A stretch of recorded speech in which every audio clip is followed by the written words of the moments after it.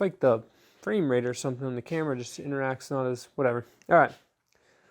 What is up, Rad Potential YouTube? Welcome to today's Radformational video, a continuation of the super comprehensive rebuild video. So these are the things you're going to do right after you've completed stacking your engine. Okay, and this is going to include, one, putting your oil pump on, which I just set on there. But the very first thing that you need to do is remove the bolt that you put into your front stationary gear. Okay, you're not going to take this out, even though this one might come right out, but you need to remove that. The next thing you need to do, and I guess we'll just go over a few checks to check right after you finish stacking it. Okay, first things first, does your engine turn over? Simply like I did in that previous video, take your front hub bolt, put it in the end of the E-shaft, turn it over by hand. The next thing, make sure your E-shaft has play. See how that moves up and down? If you do not have end play like that, something is wrong. Okay? The third thing you should do is, as you're turning your engine over, you can see the apex seals inside the exhaust ports. You'll be able to see the rotor scrape past. Go ahead and check each apex seal and just make sure they're springy. Okay? If one of those is locked up, you got problems. The last thing you should do is look down in your intake ports. If you can see, you can't see a lot, but you should be able to see the rotor as it passes, as it passes by the port, and just make sure that everything looks okay. All right. So if you watched the last video, you'll remember that I said, man, this engine feels a little bit tight. Okay, when I put it together. And now it's just me being normalized to turning rotary engines over that have been ran, that have been rebuilt by me. And all of those engines that I've rebuilt, I've reused the oil control ring springs and the oil control ring metal housings. Okay, so this engine got brand new, everything on the rotor, full blown, brand new. Okay, and talking with a few of my engine builder friends, they've comforted me in the fact that sometimes brand new stuff, especially those, they just fit tight. And I soaked this engine in two-stroke after I got done with it. So I finished stacking it yesterday. I sprayed a bunch of two-stroke oil down in here and turned it over a bunch. You can see it dripping out. And today, coming out here, turning it over by hand before I started filming, it feels way better. It feels pretty normal. It feels like a good high compression engine. Okay, so the next steps. Get your engine set up like this, pull the front pulley cover bolt, or the front stationary gear bolt out, and we're going to assemble the front stack and check in play. So the front stack goes on as follows. Right here, you have a washer, you have your in-play spacer, you have a Torrington bearing, the plate, a Torrington bearing, the washer, your front balance. That's the order. There's a key that goes in it. If you get your Torrington bearings in wrong, they look like this. You crush them, and your engine doesn't turn over, and you have a bad day. Ask me how I know. Timing gear. There's a chamfer on your timing gear. Okay? There's a little chamfer in here. It's very hard for you to see. See the chamfered edge? The chamfered edge goes towards the engine on 1991 and earlier. Now, trivia question. Why does it matter that the timing gear is installed the correct direction only on 1991 and earlier? Comment below. I'll answer at the end of the video. Okay, so let's get the stack assembled in order. We have the washer. There is a little chamfered edge on this that fits into the E-shaft. Next, your end-play spacer. Next, a Torrington bearing. I highly suggest soaking these in oil before you install them. Go check out the pre-rotary rebuild video. That thing fits on there just like that. If you get your in-play spacer on top of the Torrington bearing like so, it's off-center. That's how you mess up a Torrington bearing. So don't do it. Make sure the in-play spacer is nice and seated. The next bit, you need your plate. This deal. I don't really think they're directional, but you can usually tell which side was which. There's a little dowel on this and a little dowel on this to make sure that you get it lined up right. Boom, just like that. Now you want to take one of your longer 12 millimeter head bolts And we're going to put a couple of those in just so that that thing's locked down. Just two of the opposite ones. Make sure that lower Torrington bearing doesn't move. We'll go like, just, you know, 2 ugga-duggas. Okay, once you've got all that bits done, what's next? We consult the list. Torrington bearing, washer, front pulley balancer thing. Torrington bearing. Make sure that it fits around the in-play spacer. This shouldn't sit on top of your in-play spacer like that. It should sit on your in-play spacer like that. Now, front balancer, the washer, generally will stay in there. It's usually full of oil. You can pull it out and clean it. Cover it in oil when you put it back in. This beast goes on there like that.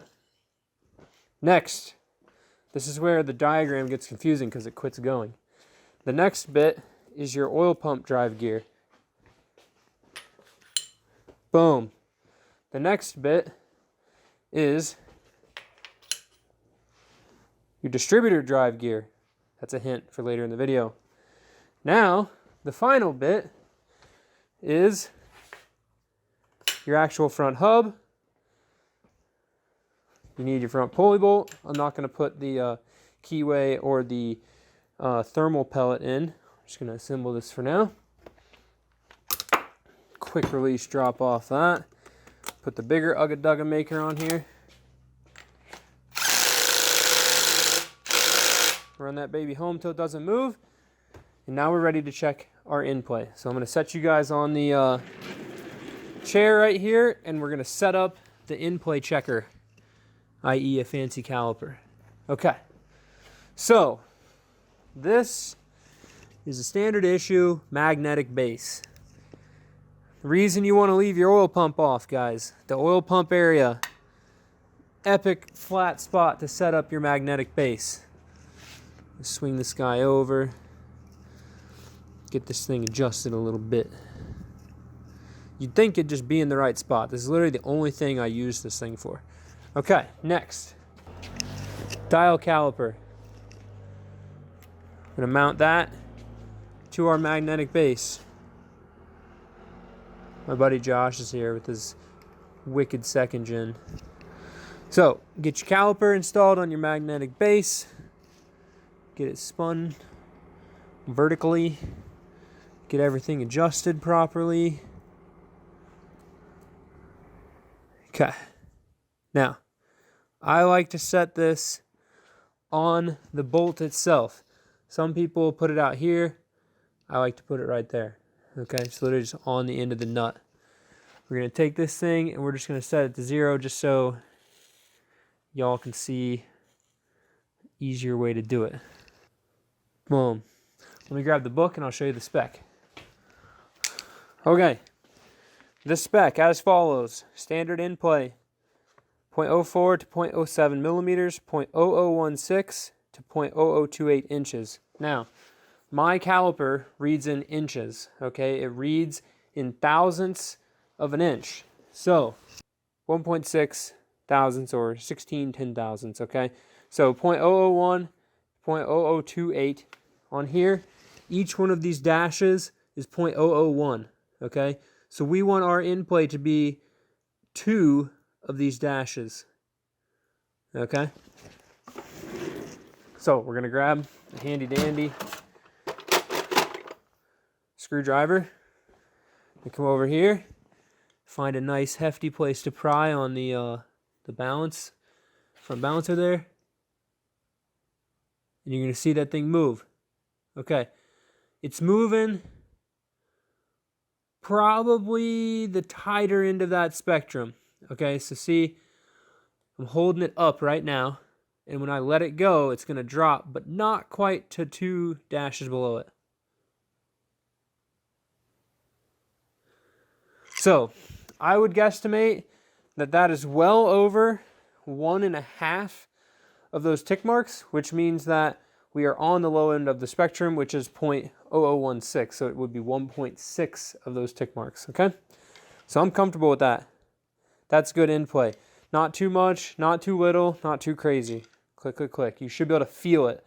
When you push the screwdriver up and down, it should just go dunk, dunk, dunk, dunk, dunk, dunk, dunk, dunk. And you won't like, you can't do it with your hand. You like have to, it's super fine, okay?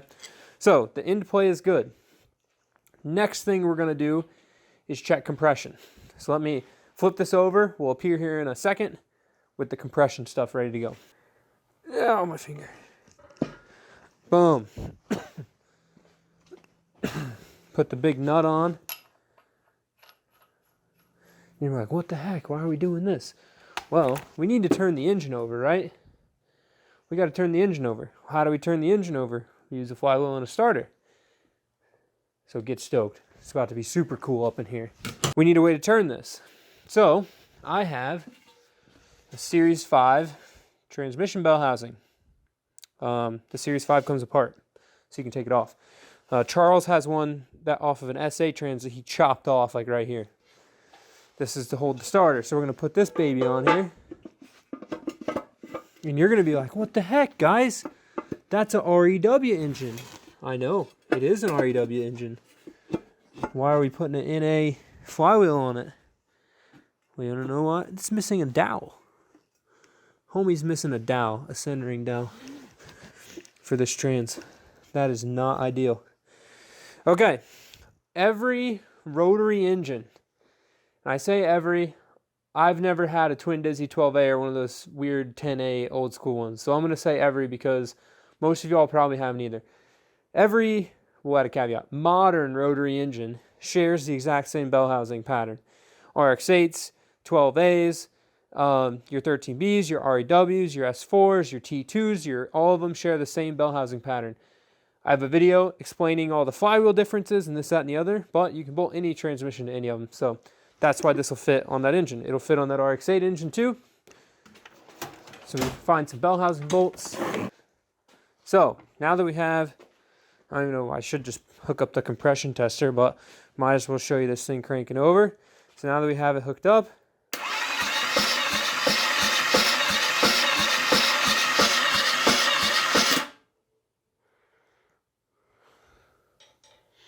that was an interesting noise. It is cranking rather slow, but this is off the rally car battery.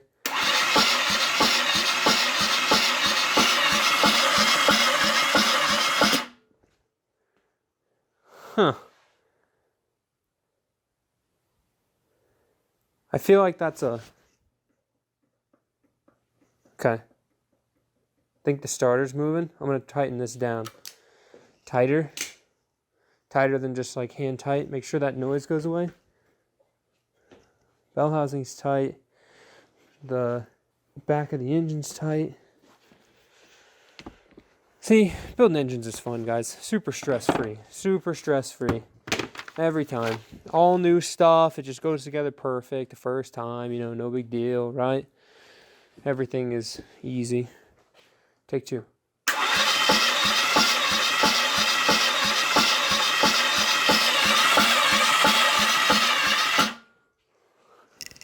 I want to put my hands on things and see if I can figure out where that vibration's coming from. Because the engine sounds like it's turning over fine. I feel like that's my starter. Or something on the back end is making that noise.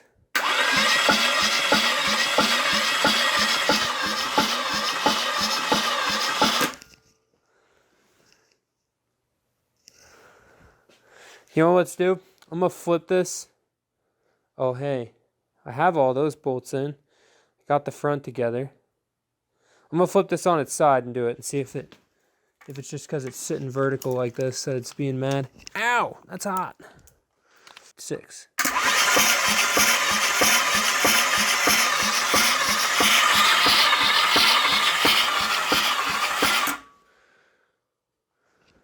Okay.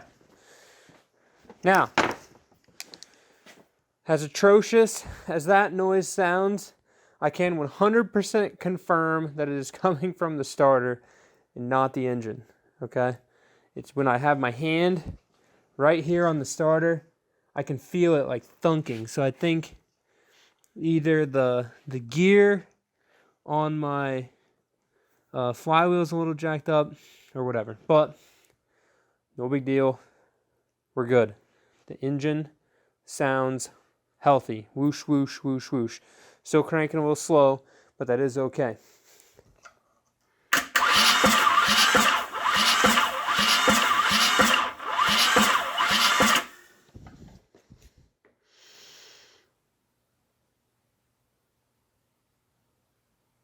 All right, so we cranked it.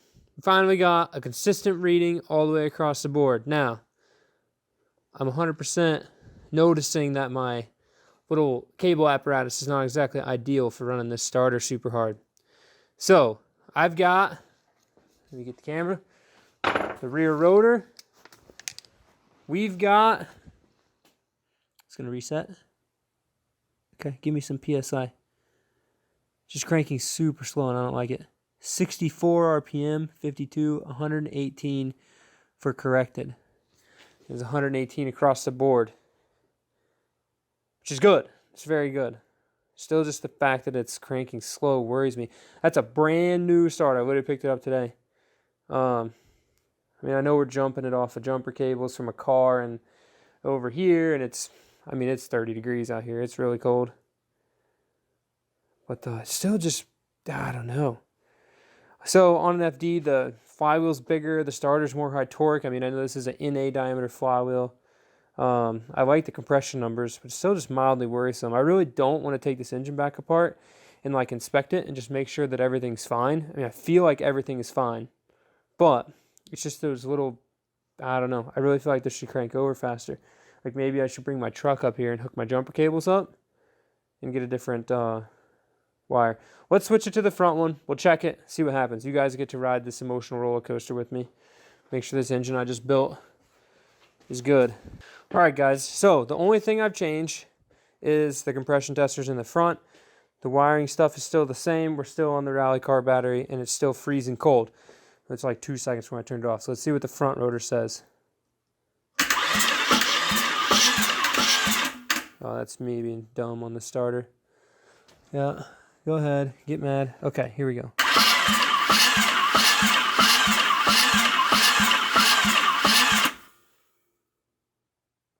Okay, I don't like that. It says 0 RPM.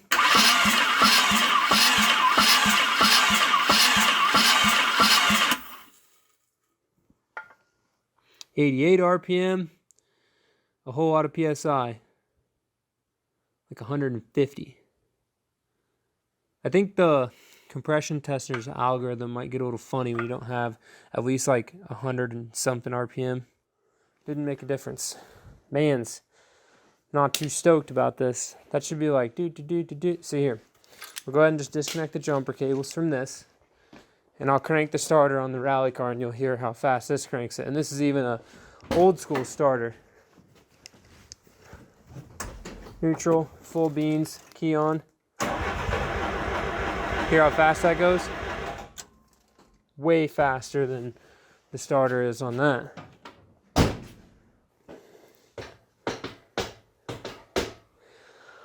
not stoked, boys. Not stoked. I'm not stoked. I mean, maybe that starter's wasted. I do have another starter over here I can try really quick from my truck. So maybe let's try that. See if that goes any better. Otherwise, we might be taking this engine back apart, fellas. Let's see how this sounds now.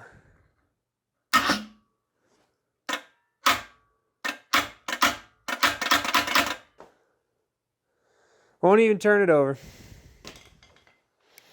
All right. Well, this is a video about an engine that we built that we have to take back apart. So, I don't like how tight that is. I don't like how, I don't know. I mean,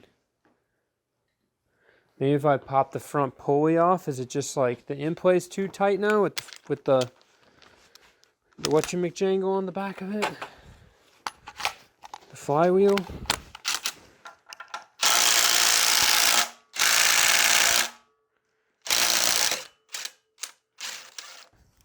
If the end plate's too tight, guys, it will definitely not turn over because you've got it clamped in there. but we just checked the in-play and it was fine. I normally don't check them with flywheels on, so.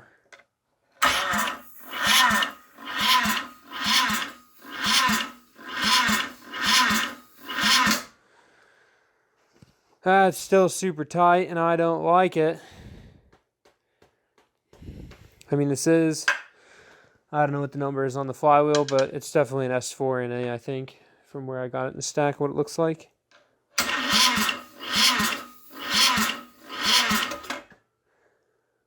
All right, well, I think that's the end of this video. We know that it's got good compressions, but something is preventing it from spinning. And spinning like effectively. And I don't really know why, you know? And I guess here, let's do this too. I have that good starter. We're already pretty much set up. This other engine right here below you, which you guys can't see, but there's an engine down here, will crank over. So let me put this bell housing on there with the starter, and we'll crank this one over just to show you guys what it should sound like, so you know what it sounds like, because the one I built apparently is no D. So it will be not really a compression test scenario, but we'll just put the starter and stuff on it. There you go. There it is. Okay, let's hope this thing doesn't fly off the stand. You guys ready? Ah!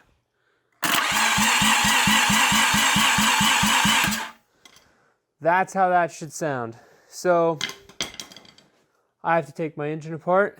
I want to thank you guys a bunch for watching the video, and I'm excited to see what's actually wrong with this, because I mean, I edited the video, the long put the engine together video, and with a keen eye to try to find something wrong. I was zooming in and stuff. I couldn't figure out what was wrong. I like rehearsed that video. I knew everything I wanted to talk about. I had a list, and which is more than I usually do for the informational stuff. I kind of just wing it a lot of the times. But dang, guys, I couldn't really begin to tell you.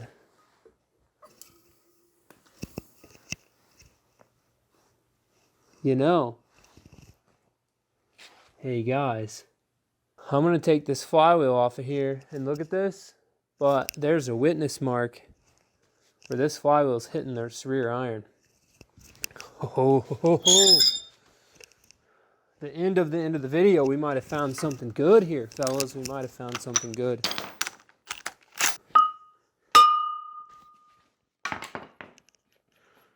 I apologize, this is a super long video, but like I said earlier, you guys got to see what's going on. Oh, it's definitely hitting. Definitely hitting. Oh yeah, let me get you off the charger. Come check this out, guys. It's got me feeling better about myself, my engine building skills. Look at that mark. Rub the paint clean off. I can promise you that this flywheel has sat on my shelf long enough that it should not have a part that's this shiny. Look at how shiny this is right here. Look at that. That's definitely been rubbing on something, i.e. this something. And that's definitely going to make this thing turn over real slow. Okay, hyped now. We have energy again. Probably only to get let down. But I'm going to grab another flywheel off. I'm going to reset the front stack, check the in-play again, grab another flywheel, make sure it doesn't hit, and we're going to return here in a second. Epic fast. Oh well, alright, let's put the compression tester on it. See what it says, see what our cranking RPM is after a definite flywheel hitting the thing. I did not do that on purpose. Come on, figure it out, turn on. The suspense is killing me. Begin cranking. You got it, sir.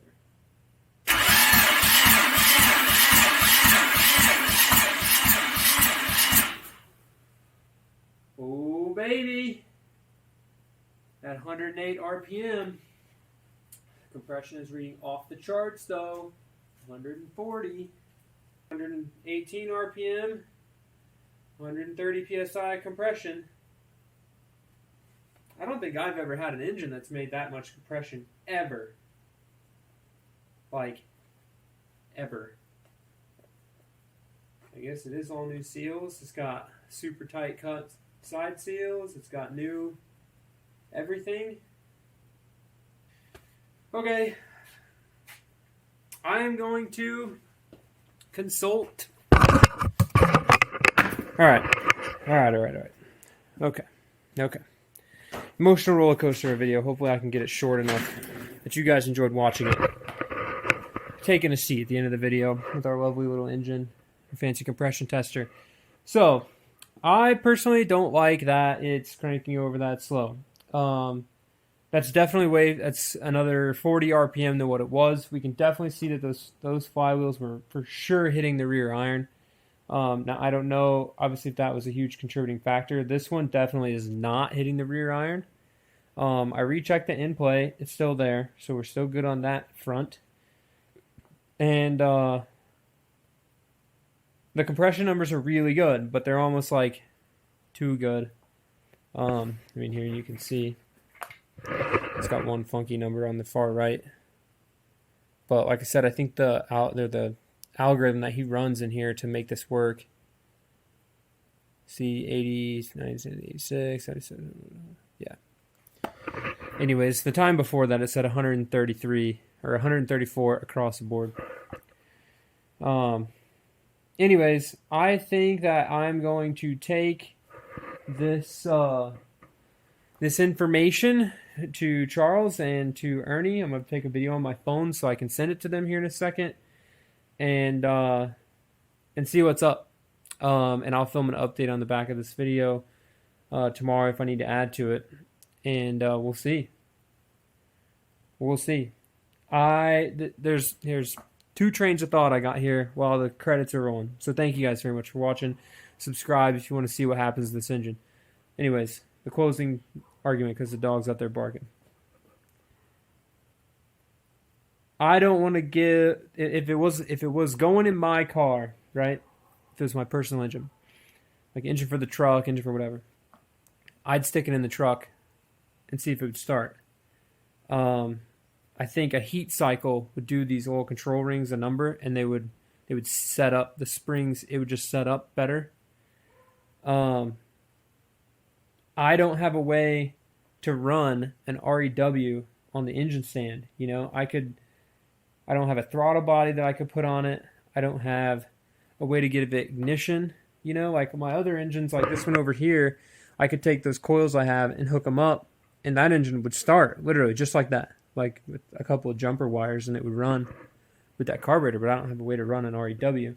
I have some adapter thingies that make it so I can run FC engines, because I can put a distributor in one of those. But I don't know, guys. I don't know. Drop a comment below. Let me know what you guys would do. The dog came to say hello. I'm going to leave you guys with that. Thanks for watching. I'm going to the house with my tail between my legs. Peace. Keep it rad. Alright, guys. It's the video at the end of the video. I said we were going to end it, but it's another day. I talked to a bunch of my engine builder friends, and it was about 50-50 on people who thought that this one was good to go or that I should take it apart and look at it. I went ahead and last night after we finished the previous clip, I threw a bunch of 2-stroke premix diluted with fuel in it, okay? And the goal there was to try to wash out any of the excessive like assembly lube that could have been left in the engine that was like hindering its rotation. And it made it worse. So it's a little bit tough to turn over. Now, a fun fact I wanted to give you guys. One of my friends out in New Mexico, Brian with Rotary Rehab, said that on average, the rotary engine should take no more than 10 foot-pounds to turn over. Okay?